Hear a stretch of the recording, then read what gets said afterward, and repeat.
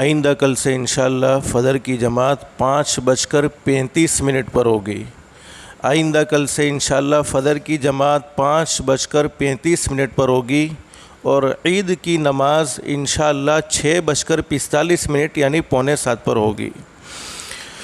الحمدللہ وکفا وسلام علی عبادہ الذین اصطفیٰ، اما بعد، اعوذ باللہ من الشیطان الرجیم، بسم اللہ الرحمن الرحیم۔ والذین جاءوا من بعدهم یقولون ربنا اغفر لنا ولاخواننا الذین سبقونا بالایمان ولا تجعل فی قلوبنا غلا للذین آمنوا ربنا انک رؤوف رحیم۔ صدق اللہ العظیم۔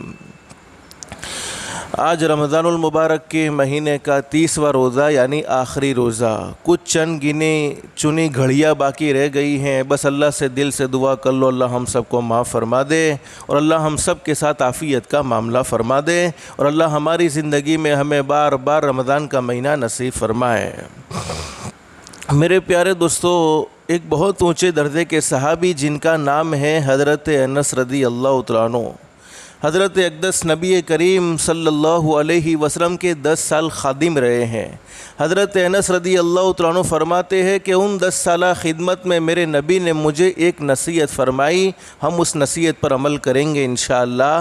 ہمارے آقا حضرت محمد الرسول اللہ صلی اللہ علیہ وسلم نے حضرت انس رضی اللہ تعالیٰ عنہ سے فرمایا، یا بنیہ، اے میرے پیارے بیٹے۔ یعنی معلوم یہ ہوتا ہے کہ حضرت انس چھوٹے تھے جب ہمارے آقا یہ نصیحت فرما رہے ہیں، یا بنی، چونکہ آقا دو جہاں حضرت محمد الرسول اللہ صلی اللہ علیہ وسلم جب دنیا سے تشریف لے گئے تو حضرت انس رضی اللہ عنہ کی عمر 20 سال کی تھی، یعنی 10 سال کی عمر سے لے کر 20 سال کی عمر تک ہمارے آقا کے خادم رہے ہیں۔ حضرت انس رضی اللہ عنہ سے ہمارے نبی نے فرمایا، یا بنی، اے میرے پیارے بیٹے، ان قدرت ان تصبح وتمسی ولیس فی قلبک غش لأحد ففعل۔ حضرت انس رضی اللہ عنہ سے حضرت اقدس نبی کریم صلی اللہ علیہ وسلم نے فرمایا، میرے پیارے بیٹے، تجھ میں اتنی طاقت ہو، تجھ میں اتنی ہمت ہو، تجھ میں اتنی صلاحیت ہو کہ تو صبح اور شام ایسی حالت میں کرے،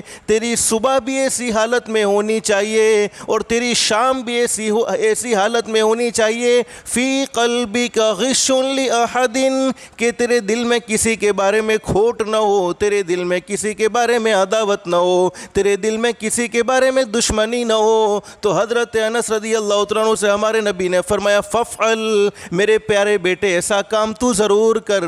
یعنی اپنے دل کو لوگوں کی دشمنیوں سے، کھوٹ سے، وساویس سے، عداوت کے جذبے سے، کینے سے، حسد سے پاک اور صاف رکھ۔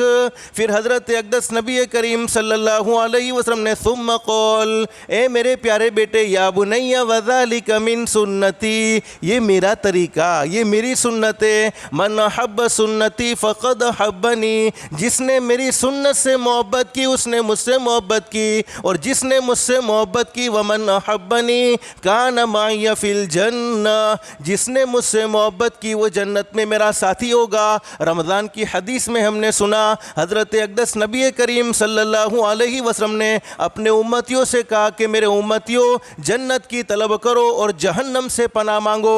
یہ جہنم سے آزادی کا اور جنت کے مستحق ہونے کا آسان راستہ کہ ہم اپنے دل کو مخلوق کی دشمنی سے پاک اور صاف کر لیں۔ میرے پیارو، ہمارے ہر نیک عمل کا مقصد بولو کس کو پا لینا ہے؟ اس وقت ہم اپنی نیند کو قربان کر کے بیٹھے ہوئے ہیں، کس کی محبت میں بیٹھے ہیں؟ اللہ کی محبت میں بیٹھے ہیں۔ 14-15 گھنٹے کا لمبا روزہ رکھا ہے، کس کو پانے کے لیے رکھا ہے؟ اللہ کو پانے کے لیے رکھا ہے۔ رات کی تراویح پڑھی ہے، کس کو پانے کے لیے؟ کس سے تعلق قائم کرنے کے لیے؟ اللہ سے تعلق قائم کرنے کے لیے۔ ارے ہم نے اپنی حیثیت کے مطابق غریبوں کی مدد کی ہے، ہم نے اپنی حیثیت کے مطابق صدقات و خیرات کیا ہے، کس کو پانے کے لیے؟ ایک اللہ کو پانے کے لیے، ایک اللہ سے تعلق قائم کرنے کے لیے۔ لیکن میرے پیارے دوستو، یاد رکھو حضرت اقدس نبی کریم صلی صلی اللہ علیہ وسلم کا ارشاد علی ہے قلوب المؤمنین عرش او کما قال النبی صلی اللہ علیہ وسلم. سرکار مدینہ حضرت محمد الرسول اللہ صلی اللہ علیہ وسلم نے ارشاد فرمایا مومن کا دل اللہ کے رہنے کی جگہ ہے.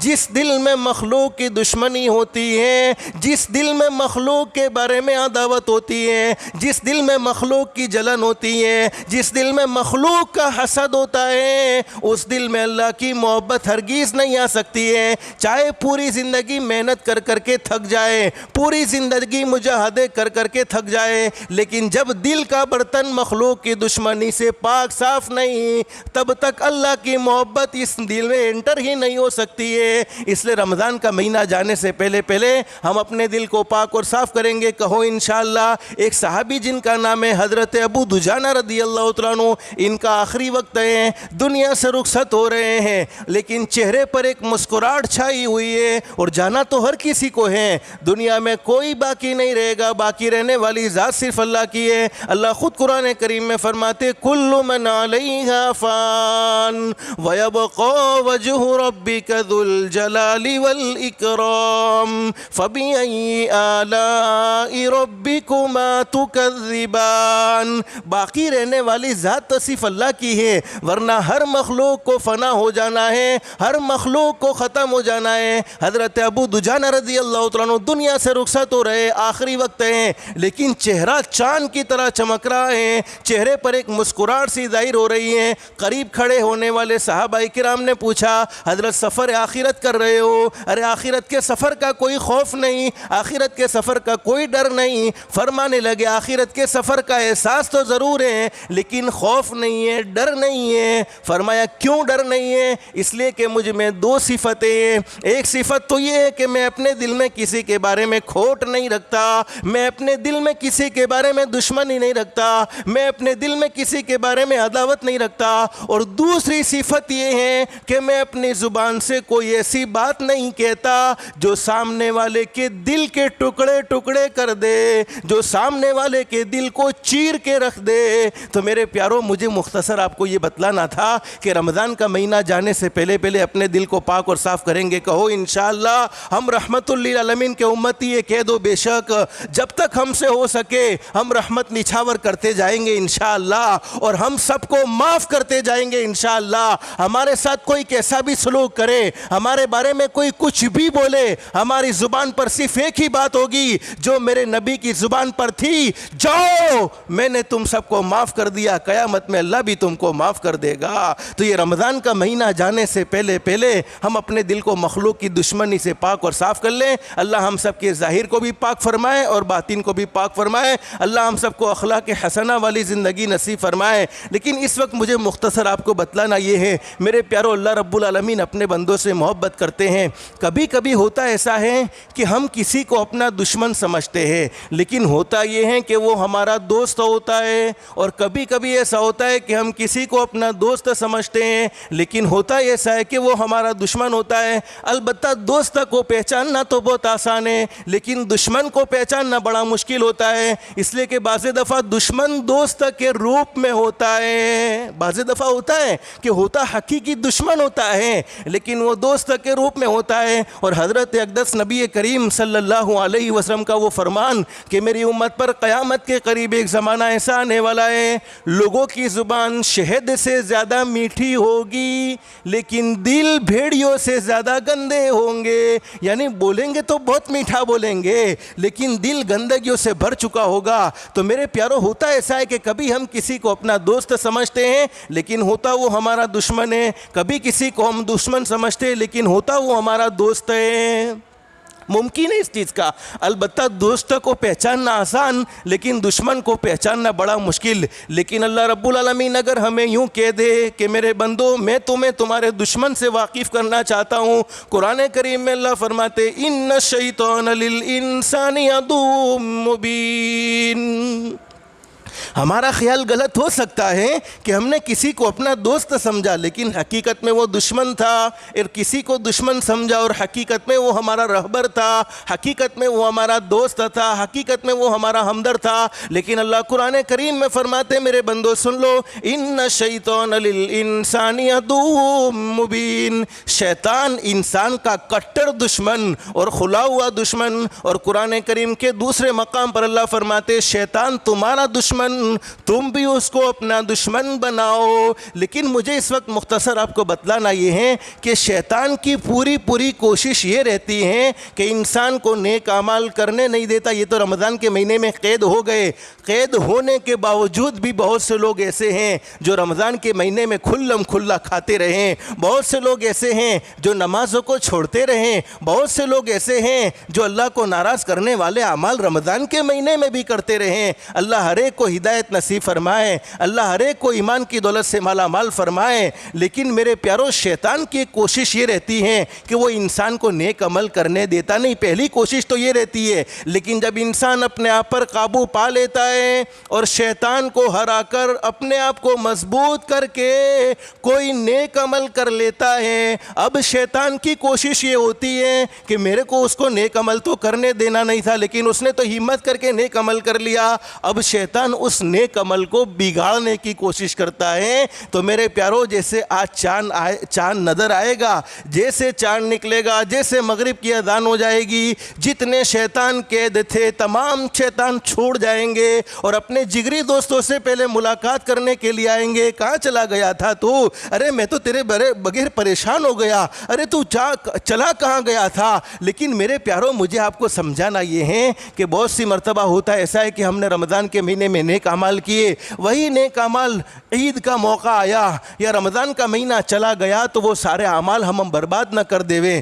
حدیث شریف میں حضرت اقدس نبی کریم صلی اللہ علیہ وسلم نے ارشاد فرمایا جیسے رمضان کی ہر راتیں بڑی قیمتی تھی، بولو ٹھیک ہے نہیں، بڑی راتیں قیمتی تھی، لیکن عید کی رات بھی کوئی معمولی رات نہیں۔ حدیث شریف میں حضرت اقدس نبی کریم صلی اللہ علیہ وسلم نے اس رات کو لیلۃ الجائزہ کہا ہے، یعنی انعام کی رات کہا ہے۔ اگر ہمارا دکان کا کوئی سیٹ ہو یا ہمارا کوئی اور ہو جو ہم سے بڑا ہو، ہمیں یوں کہہ دے کہ بھائی آج تم کو انعام ملنے والا ہے، تم اتنے بجے ہمارے یہاں تشریف لاؤ گے اور تمہیں اتنے بجے تک بیٹھنا ہے، تم نے جتنی مزدوری کی ہے اس مزدوری کا آج تمہیں انعام ملنے والا ہے، تمہیں بونس ملنے والا ہے، تو دنیا کی لالچ میں ہم ضرور جائیں گے۔ لیکن یہ اللہ رب العالمین کے محبوب حضرت محمد الرسول اللہ صلی اللہ علیہ وسلم نے ارشاد فرمایا آج کی رات لیلۃ الجائزہ کی رات ہے، یعنی انعام کی رات ہے، بندوں نے جتنے نیک اعمال کیے ہیں ان نیک اعمال کا بدلہ لینے کی رات ہے۔ اور حدیث شریف میں حضرت اقدس نبی کریم صلی اللہ علیہ وسلم نے ارشاد فرمایا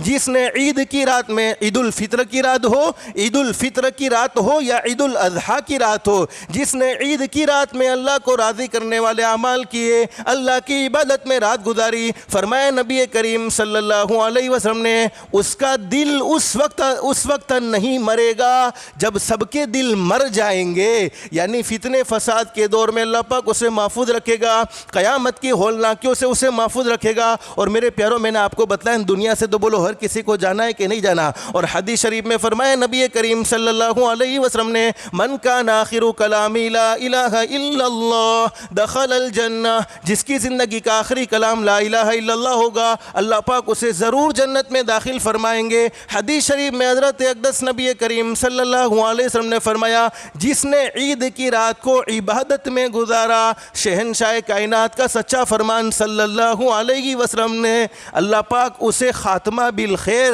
اس کا خاتمہ ایمان پر فرمائیں گے۔ تو اس سے بڑا انعام کیا ہوگا کہ ہم آج کی رات کو عبادت میں گزاریں۔ ارے عبادت کا مطلب یہ ہے کہ اپنے آپ کو گناہوں سے بچائیں، اپنے آپ کو نافرمانی والے کاموں سے بچا لیں۔ اگر اللہ پاک توفیق دے دے مسجد میں آ جائے، اللہ کے سامنے روئے دھوئے، اگر اللہ پاک توفیق دے دے گھر میں بیٹھ کر اللہ کی عبادت کر لیں، لیکن اگر کچھ بھی نہیں کر سکتے تو صرف عشاء کی نماز جماعت کے ساتھ پڑھیں، فجر کی نماز جماعت کے ساتھ پڑھیں، اور اس کے بیچ کا جتنا وقت ہے ان اوقات کو گناہوں سے بچا لے، نافرمانیوں سے بچا لے، تو اللہ کی ذات عالی سے امید ہے عبادت میں رات شمار ہوگی۔ اور آج تو اللہ پاک نے ہمیں دوہرا اجر دینے والے ہیں، چونکہ آنے والی رات جمعہ کی رات بھی ہیں اور لیلۃ الجائزہ بھی ہیں۔ اور حدیث شریف میں حضرت اقدس نبی کریم صلی اللہ علیہ وسلم نے ارشاد فرمایا جمعہ کی رات میں دعا قبول ہوتی ہے، لیلۃ الجائزہ یعنی عید الفطر کی رات میں بھی دعائیں قبول ہوتی ہیں۔ اور شہنشاہ کائنات حضرت محمد رسول اللہ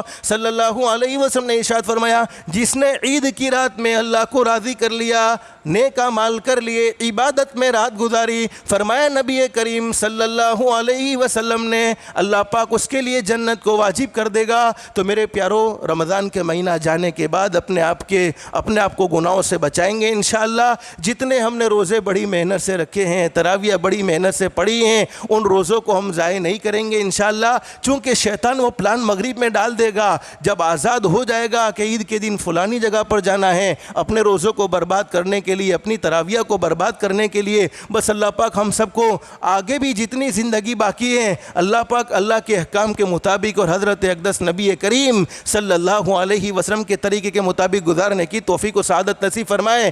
عید کے دن کو یوم الجائزہ کہتے ہیں، اس کے متعلق زندگی رہی تو عید کی نماز سے پہلے کچھ مختصر باتیں کریں گے، لیکن میرے پیاروں میں اصل آپ کو کہنا یہی چاہتا ہوں کہ آج کی رات میں اپنے آپ کو گناہوں سے بچا لینا چاہیے، نافرمانیوں سے بچا لینا چاہیے۔ ہم نے عبادت کی، بس یہ تو ہمیں معلوم نہیں کہ قبول ہوئی کہ نہیں ہوئی، رمضان کے روزے رکھے لیکن یہ تو معلوم نہیں کہ قبول ہوئے کہ نہیں ہوئے۔ ایک بہت بڑے اللہ کے ولی حضرت شیخ سعدی رحمۃ اللہ علیہ بیت اللہ میں تشریف لے گئے، بیت اللہ میں ایک بوڑھے کو دیکھا۔ حضرت شیخ سعدی رحمۃ اللہ علیہ بڑے زبردست ولی کامل ہے، بیت اللہ میں فجر میں تشریف لے گئے، حرم میں تشریف لائے، ملتزم ایک جگہ ہے وہاں پر ایک بوڑھے کو دیکھا کہ وہ چمٹ کر بیت اللہ کو چمٹ کر رو رہا ہے، اللہ سے معافی مانگ رہا ہے۔ حضرت شیخ سعدی فرماتے میں سوچنے لگا یہ بوڑھا پوری زندگی گناہ کر کے آیا ہوگا، پوری زندگی نافرمانی کر کے آیا ہوگا، آج اللہ کے سامنے معافی مانگ رہا ہے، آج اللہ کے سامنے اپنے گناہوں کی توبہ کر رہا ہے اور اللہ معاف کرنے والے ہیں۔ اگرچہ ساری زندگی گناہوں میں گزر گئی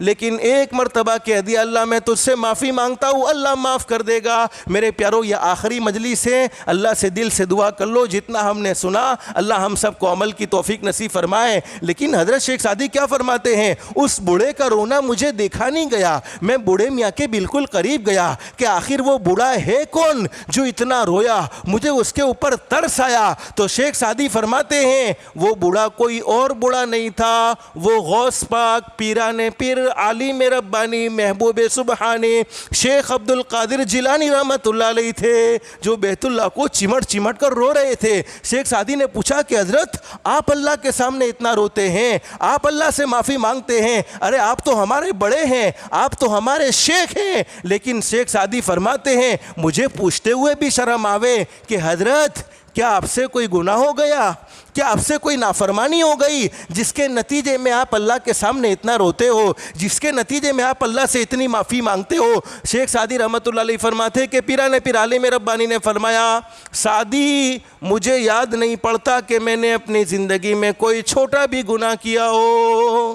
کیا فرماتے ہیں سعدی، میں آپ کو پہلے بتلا چکا ہوں، یہ پیران پیر عالم ربانی غوث پاک کی زندگی کا عالم یہ تھا کہ پیدا ہوتے ہی پورے رمضان کے روزے رکھ لیے۔ فرماتے سعدی مجھے یاد نہیں پڑتا کہ میں نے اپنی زندگی میں کوئی چھوٹا گناہ کیا ہو، مجھے یاد نہیں پڑتا کہ میں نے اپنی زندگی میں کوئی بڑا گناہ کیا ہو۔ حضرت شیخ سعدی فرماتے پھر اللہ کے ولی آپ روتے کیوں ہیں؟ فرمایا روتا اس لیے ہوں کہ جتنے نیک اعمال کر چکا ہوں، جیسے بیت اللہ کا طواف کیا ہے، صفا مروہ کی سعی کی ہیں، اسی طریقے سے حج کے تمام ارکان کو پورا کیا ہے، جتنے نیک اعمال کرتا ہوں معلوم نہیں وہ تمام کے تمام نیک اعمال اللہ کی بارگاہ میں منظور ہوں گے یا میرے منہ پر مار دیے جائیں گے۔ لیکن حضرت شیخ سعدی نے پھر پوچھا کہ حضرت آپ اللہ سے مانگ کیا رہے تھے؟ اس وقت شیخ سعدی رحمۃ اللہ علیہ کو حضرت نے جواب دیا، پیران پیر عالم ربانی نے، کہ سعدی میں اللہ سے ایک ہی دعا مانگتا تھا کہ اللہ تو غنیوں کا غنی، بولو بے شک اللہ غنیوں کا غنی ہے، تو غنیوں کا غنی ہے اور میں فقیر ہوں۔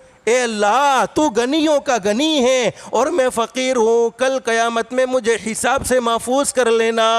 یہ پہلی دعا مانگ رہے ہیں، اللہ تو غنیوں کا غنی ہے، میں فقیر ہوں، کل قیامت میں مجھے حساب سے محفوظ کر لینا۔ پھر فرمایا کہ اللہ اگر تجھے میرا حساب لینا ہی ہو تو میرے محبوب حضرت محمد الرسول اللہ صلی اللہ علیہ وسلم کے سامنے میرا حساب نہ لینا، کہ اگر میرے نامہ اعمال میں کوئی کمی کوتاہی نظر آ گئی، میرے محبوب کو تکلیف پہنچے گی صلی اللہ सल्लल्लाहु अलैहि वसल्लम तो मैं कैसे बर्दाश्त करूँगा। तो मेरे प्यारो, आज की रात तो अपनी इबादत को अल्लाह की बारगाह में मंजूर व मकबूल करवाने की है, तो ज़रूर करवाएंगे इंशाअल्लाह। बस आज मुझे आपको 2 दुआएं बतलानी है, उन 2 दुआओं का एहतिमाम करोगे इंशाअल्लाह तो अल्लाह की ज़ात आली से उम्मीद है अल्लाह पाक हमारी ईद आफ़ियत के साथ गुजारेगा। अल्लाह से आफ़ियत मांगनी चाहिए, चूँकि हालात ऐसे हैं पता नहीं क्या हो जाए। आप सब दुआ करेंगे इंशाअल्लाह कि अल्लाह ईद के दिन फितना फसाद, कोई ऐसी बड़ी वबाल खड़ी हो जावे, कोई ऐसा बड़ा फितना खड़ा हो जावे, इससे पूरे मुसलमानों की, बल्कि जहाँ जहाँ मुसलमान बसते हैं तमाम लोगों की फितने फसाद से हिफाजत फरमाए।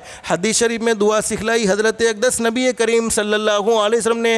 तिरमिज़ी शरीफ में हदीस मौजूद है कि एक मरतबा हमारे आका हज़रत मुहम्मदुर रसूलुल्लाह सल्लल्लाहु अलैहि वसल्लम तशरीफ़ फरमा है। एक सहाबी हज़रत अक़दस नबी करीम सल्लल्लाहु अलैहि वसल्लम की खिदमत आलिया में तशरीफ़ लाए और फरमाया, मेरे महबूब मुझे सबसे बेहतर दुआ बतला दीजिए, सबसे बेहतर दुआ कौन सी है जिसको मैं पढ़ता जाऊँ। हज़रत अक़दस नबी करीम सल्लल्लाहु अलैहि वसल्लम ने एक दुआ बतलाई जो मैं आपको पढ़कर सुनाता हूँ। दूसरे दिन हदीस शरीफ में लिखा है, तिरमिज़ी शरीफ में हदीस मौजूद है, दूसरे दिन भी सहाबी आए और दूसरे दिन भी सहाबी ने आकर यही सवाल किया, अल्लाह के नबी मुझे कोई बेहतर दुआ बतला दीजिए जिसको मैं पढ़ता जाऊँ। हज़रत अक़दस नबी करीम सल्लल्लाहु अलैहि वसल्लम ने पहले दिन जो दुआ बतलाई थी वही दुआ दूसरे दिन भी बतलाई। हदीस शरीफ में लिखा है कि जब तीसरे दिन आकर हज़रत अक़दस से वो साहबी ने सवाल किया, अल्लाह के नबी मुझे कोई अच्छी दुआ बतला दीजिए, कोई बेहतरीन दुआ बतला दीजिए। तो हज़रत अक़दस ने पहले दिन जो दुआ बतलाई थी, दूसरे दिन जो दुआ बतलाई थी, तीसरे दिन भी वही दुआ बतलाई। फिर हज़रत अक़दस नबी करीम सल्लल्लाहु अलैहि वसल्लम ने इरशाद फरमाया, जब तुम इस दुआ को पढ़ते रहोगे तो अल्लाह पाक तुम्हें दुनिया और आखिरत में आफ़ियत नसीब फरमाएगा, और जिसको दुनिया और आखिरत की आफ़ियत मिल गई उसको सब कुछ मिल गया। और आफ़ियत के मिलने का मतलब मैं आपको समझा चुका हूँ। अगर हमें कोई यूँ कहे कि अल्लाह तुझे आफ़ियत नसीब फरमाए, अगर हम अल्लाह से आफ़ियत की दुआ मांगते हैं तो अल्लाह पाक 4 बड़े बड़े इनाम नसीब फरमाएगा। बोलो कितने बड़े बड़े इनाम? 4 बड़े बड़े इनाम। नंबर 1, ऐसी बीमारी से महफूज रखेगा जिस बीमारी में मौत हो जाए, जैसे कैंसर है, जैसे हार्ट अटैक है, और इस ज़माने की बीमारी कोरोना वायरस है। फरमाया कि ऐसी बीमारी से महफूज रखेगा। हदीस में हज़रत अक़दस नबी करीम सल्लल्लाहु अलैहि वसल्लम ने इरशाद फरमाया, जिसको आफ़ियत मिल गई, आफ़ियत के मिलने का मतलब ये है कि उसे 4 बड़े बड़े इनाम मिलेंगे। ऐसी बीमारी से महफूज जिस बीमारी से मौत हो जाती है। और फिर फरमाया कि उसे तन्हाइयों के गुनाहों से महफूज रखेगा, यानी छुप कर गुनाह करने से महफूज रखेगा। नंबर 3, उसे जालिम के जुल्म से, यानी जालिमों से उसका कोई वास्ता नहीं होगा, जालिमों से उसका कोई पाला नहीं पड़ेगा, जालिम के जुल्म से महफूज रखेगा। और नंबर 4, उसे बगैर मेहनत के रोज़ी नसीब फरमाएगा। अब वो दुआ कौन सी है? अल्लाहुम्मा इन्नी असलुकल आफ़ियत वल मुआफ़ात फ़िद दुनिया वल आखिरती, अल्लाहुम्मा इन्नी असलुकल आफ़ियत वल मुआफ़ात फ़िद दुनिया वल आखिरती। ये तिरमिज़ी शरीफ में ये कलिमात है, लेकिन बहुत सी हदीसों में अल्लाहुम्मा इन्नी असलुकल अफ़्व ये भी जुमला है। अल्लाहुम्मा इन्नी असलुकल आफ़ियत वल मुआफ़ात फ़िद दुनिया वल आखिरती। इस दुआ को पढ़ते रहेंगे, पढ़ोगे इंशाअल्लाह। अल्लाह की ज़ात आली से उम्मीद है इस दुआ को पढ़ने की बरकत से अल्लाह पाक हमें आफ़ियत नसीब फरमाएगा, दुनिया की ज़िंदगी में भी आफ़ियत नसीब फरमाएगा और आखिरत की ज़िंदगी में भी आफ़ियत नसीब फरमाएगा। लेकिन जब तक हम ईद की नमाज से फारिग नहीं हो जाते तब तक एक दुआ हमें ज़रूर पढ़ते रहना है। वो दुआ कौन सी है? अल्लाहुम्मा इन्ना नजअलुका फ़ी नुहूरिहिम व नऊज़ु बिका मिन शुरूरिहिम। हदीस शरीफ में हज़रत अक़दस नबी करीम सल्लल्लाहु अलैहि वसल्लम के बारे में लिखा है कि जब किसी से ख़तरा महसूस करते तो आप ये दुआ पढ़ते थे, अल्लाहुम्मा इन्ना नजअलुका फ़ी नुहूरिहिम व नऊज़ु बिका मिन शुरूरिहिम। पढ़ेंगे इंशाअल्लाह। अल्लाह हम सबको दोनों दुआएं पढ़ने की तौफ़ीक़ व सआदत नसीब फरमाए। कल भी मैं आपको कह चुका था, अल्लाह पाक ने हम सबको जमा होने की तौफ़ीक़ नसीब फरमाई। अल्लाह से ये दिल से दुआ कर लो, आखिरी रोज़ा है, कबूलियत की घड़ी है। अल्लाह से दिल से दुआ कर लो, आने वाली रात रोशन रात है। जैसे अल्लाह ने अपने फ़ज़ल करम से हमें यहाँ जमा फरमाया, अल्लाह के लिए कोई मुश्किल नहीं। अल्लाह हम सबको जन्नतुल फिरदौस में भी जमा फरमाए। लेकिन मेरे प्यारो, कल भी मैं आपको कह चुका हूँ, आपका बहुत बड़ा एहसान, अल्लाह आपको जज़ाए खैर नसीब फरमाए कि आप अपना वक्त निकाल कर बैठते रहें और कुछ बातें आपने सुनी। अल्लाह से दिल से दुआ कर लो, आपके सुनने की बरकत से अल्लाह मुझे अमल की तौफ़ीक़ नसीब फरमा दे। लेकिन हकीकत ये है, हम रमज़ान का महीना जाने के बाद भी मज़ीद उससे अपने ताल्लुक़ को कायम व दायम रखेंगे इंशाअल्लाह। इसी में हमारी बका है और इसी में हमारी कामयाबी है। अल्लाह हम सबको दुनिया में भी बेहतरी بہتر زندگی نصیب فرمائے اور آخرت میں بھی اللہ پاک ہمیں بہتر سے بہتر زندگی نصیب فرمائے۔ اللہ ہم سب کو کہنے سننے سے زیادہ استخلاص اور استقامت کے ساتھ عمل کی توفیق نصیب فرمائے۔ آمین یا رب العالمین۔ وآخر دعوانا ان الحمد للہ رب العالمین۔